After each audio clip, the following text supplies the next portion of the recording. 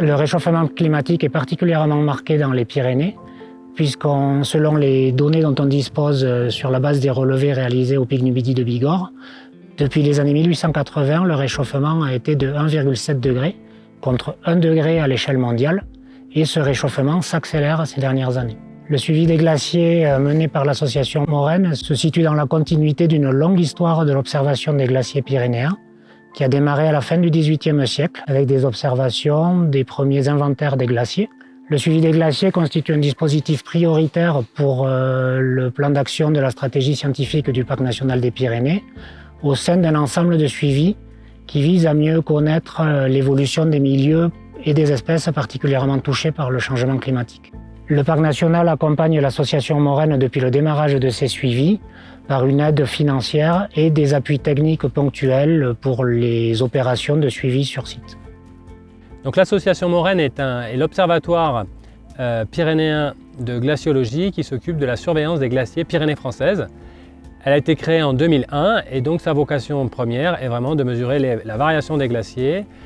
Donc c'est 9 glaciers qui ont été sélectionnés depuis le 31 jusqu'au 65, dont 6 qui sont dans la zone cœur du parc national.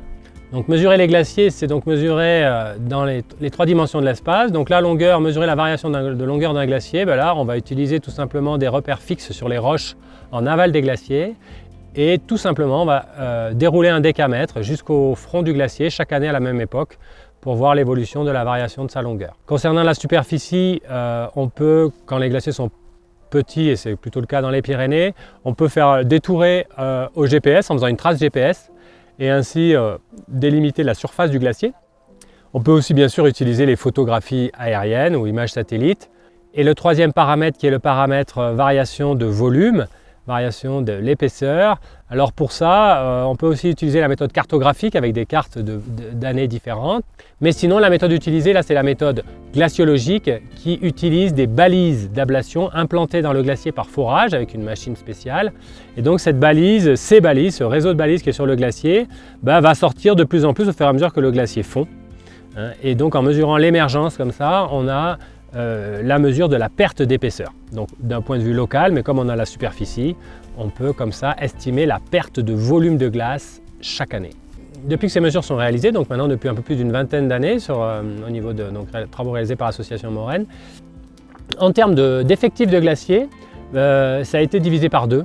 Donc là je vais parler à l'échelle de la chaîne pyrénéenne, c'est-à-dire que j'englobe aussi les glaciers espagnols. Depuis 2000 et jusqu'à aujourd'hui, on a perdu une vingtaine de glaciers. On est passé de 45 glaciers à 20, donc quasiment 25 glaciers qui ont disparu, ce qui correspond à peu près à la disparition de 1 glacier chaque année. En termes de superficie de tous ces glaciers, superficie globale, c'est un peu pareil. On était à 5 km², là on est à 2,5, voire 2, donc un peu moins de la moitié. Donc on a perdu plus de la moitié aussi de la superficie globale de l'englacement pyrénéen depuis 2000. Et si après on se concentre sur le glacier d'Ossou où nous sommes aujourd'hui, donc sur ce glacier-là, depuis 2000, il a perdu 30 hectares de superficie, c'est-à-dire plus de la moitié aussi. Et il faisait 55 hectares, là on est à 22, 24. En longueur, il a perdu 250 mètres de longueur, donc c'est plus d'une dizaine de mètres de longueur chaque année.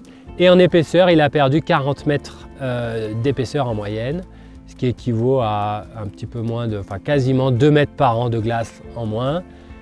Et là, l'année dernière en 2022 et cette année en 2023, on a vraiment une accélération avec un doublement de la perte d'épaisseur du glacier.